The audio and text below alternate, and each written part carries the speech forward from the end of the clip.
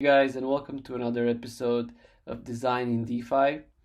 Last night, Uni unveiled Uniswap version 3, and I've been playing around with it a bit.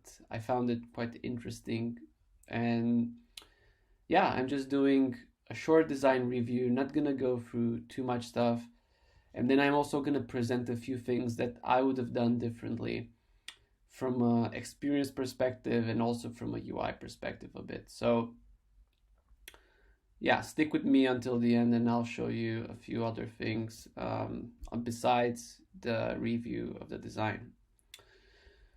So, nothing has changed actually in the swap. Not a lot of things came here. The most interesting thing that actually came out of this is the pool section. And yeah, let's just go through it. So here we have the positions, the different positions that I've been playing around with yesterday, and we'll go a bit into that later. I want to show you actually how you provide liquidity right now, because this is a big change that has happened, and it's also an interesting change because right now, before the liquidity was provided to a pool, and now you can provide it using different ranges. And I was actually really curious on how they provide the user experience for that, because this is obviously a unique way of doing it. And yeah, just wanted to see what they came up with. So after you select the pair, you select ETH and Uni. They ask you to choose one of these three options in terms of the fees. They go a bit more into that. If you go to their page, they offer a bit more explanation. I would have preferred to have a bit more explanation here rather than just these titles here. I would have preferred to hover over something that would tell me just a bit more about it, not needing to go to a long page, only if I want to learn more. Here, when you set the price range, you can choose between two options, ETH and Uni, and Uni and ETH. What I don't like about this, because it was very confusing for me, I didn't understand what's happening here. And I understood after I provided the liquidity, what's actually happening here is that when you're providing the range, how I understood it is that you're either shorting one or the other token in comparison with the opposite token. So here you're actually betting against ETH, I think, with your Uni. So you're betting that Uni is actually outperforming ETH, and here you're betting that ETH is actually outperforming Uni. That's how I understood it, which is very interesting. You know, like it's very interesting. It's a very interesting approach, but I would have preferred more explanation into that rather than just, you know, like a segmented control that switches between two views and that's it. You know, like you just show me this and that's it. Like, what am I supposed to do to this? Okay, I need to figure it out. All right, I'll figure it out, but I want more explanation into that. And like for new users, I'm not sure they would even understand what's happening here. So probably they would need to click here and go to the next page. So here comes the most interesting part of this whole experience, which for me, yeah, it took me a few minutes to understand it. So what happens here is that you actually set the range. So there's actually a range. It gives you the current price right now. So you're betting that the price will stay within this range. That's what you're doing right here. If the price goes outside the range, you're not going to be making any profits on your deposit. So you're betting that everything stays within this range. And the way that they've done it is good from a user perspective that actually gets this UI. So it's actually good if you know, you're a user and you already know what you're doing. But if you don't know what you're doing at the beginning, it's not that easy to figure it out, obviously. So first, you either need to input here the amount, or you need to start interacting with these buttons here.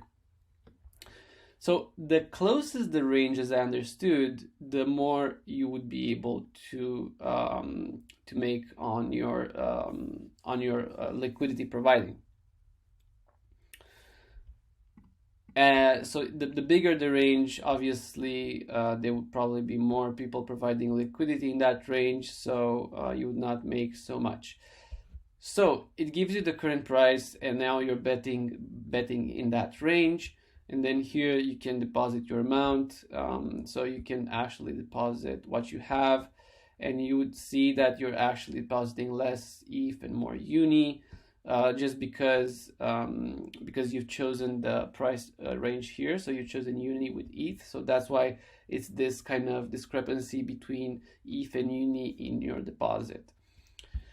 Yeah, that's the thing. You kind of need to figure that out. What I don't like about this, to be honest, and what I feel that it could change from a design perspective, and what I was expecting was a way to be able to manage this more properly, and not just, go with this and like, it's easy. I know, like, you can see it here, you can see, but like, just from a visual perspective, I was expecting this to be more accessible.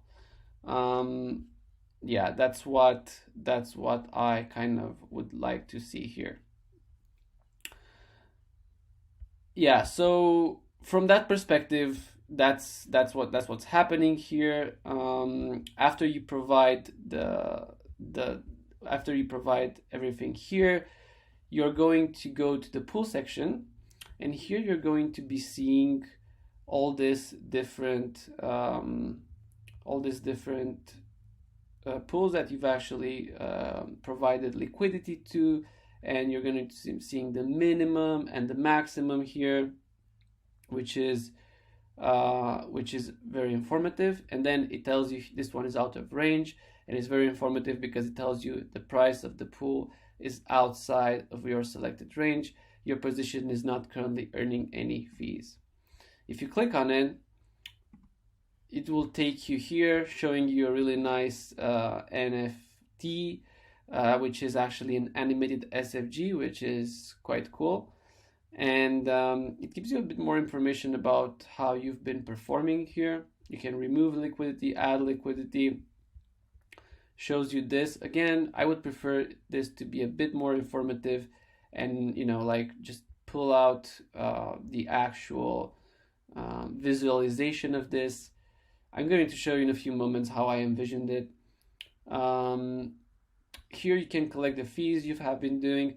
I feel this is a pretty solid interface of understanding the way you've provided liquidity on this specific range. So I feel like they did a pretty good job here. Now, these are the 3 different views that they came up with, this, and this one, that I felt it was like quite a big change. So obviously they put a lot of design effort in these ones. I've mentioned to you the price range here, minimum to maximum, and how I envision this to be different, because right now it's, from a visual perspective, you don't get enough information into understanding how you would be approaching this. So just a few minutes, I put together like a way that I would actually do it. So if you look here, we have the same thing that we've seen there, but as opposed to just showing the current price here, what they could be doing is show like a bar here, and then it kind of shows you where the current price is situated, and you can actually interact with this bar like this, and you can actually wait just a moment, this needs to be centered. So you can actually interact with this bar, and you can put it in this perspective or this perspective. like this or like this. So that would be like actually really cool, because if you interact with this, then you can actually change what's happening here. You don't need to actually click on all the small buttons. That's what I feel, right? And also, if you can actually also drag this bar. Maybe you want to drag it like this, or maybe you want to drag it like that, or maybe so. This is something that I actually want to see when I'm providing liquidity, rather than interacting with these buttons. I would rather interact a bit more interactively with the bar like this. It would be definitely much more easier for me to be able to do that. And once I finish and once I set the liquidity, maybe I want to do it outside of the range, or whatever happens, I provide the liquidity and then I go here. And the difference between how they did it and how it's presented here, it's a very subtle element, but I do feel it provides a lot to the experience. So they just say minimum and maximum, and that's it. A very easy way that they could have done it is that just say it this to this, or just say minimum here or maximum here, and then actually show me where I'm where my range is and what is the current position within that range. So I understand just from looking at this list where how close I am of falling out of that range, right? Right now, if I'm looking here, I don't get any idea of, it just says in range or out of range, but it don't get any idea like what I need to do or where I'm positioned in that range. I only need to click on it, and oh, now I see. No, it's not. It's just switching between that, but no. So if I click here, it tells me the current price, but I would prefer to actually see it like this. And if I click on it and then I go here again, it tells me the current price here, but I would prefer to see where my current price is actually situated on that range, where the current price is situated on my range, as opposed to just having the current price here. Yeah. So yeah, these are like a few of the things that I want to see done differently. To be honest with you, I was expecting more from the interface. As you can see, I know it's difficult to innovate. I know it's difficult to come up with new things. It's not easy. It's not really not easy. And I'm sure they will do a very good job in the future. I'm sure they will do iterations on this as things move on. But yeah, so far I think it's so good. But yeah, just would prefer to see something a bit more easier to understand from a UI perspective and also from a user experience perspective. That's my review of Uniswap version 3. In case you want to see further reviews or you want to see other stuff, leave anything in the comments, or maybe you want to comment on what I've done here. Yeah, it would be great to hear from you. Until the next episode.